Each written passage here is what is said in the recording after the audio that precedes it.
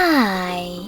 In front of me is Samsung Galaxy Tab S9 Ultra, and today I would like to show you how you can edit password saved in Google Passwords Autofill.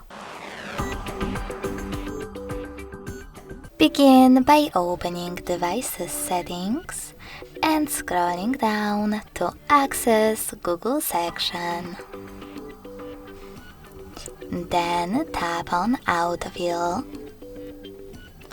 Autofill with Google and Google Password Manager.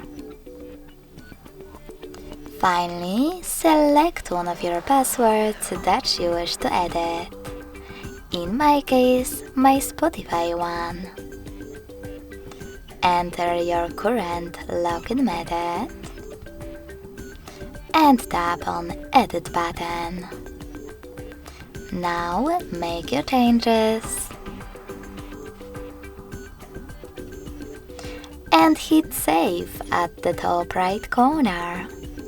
So when I do that, as you can see, my password has changed.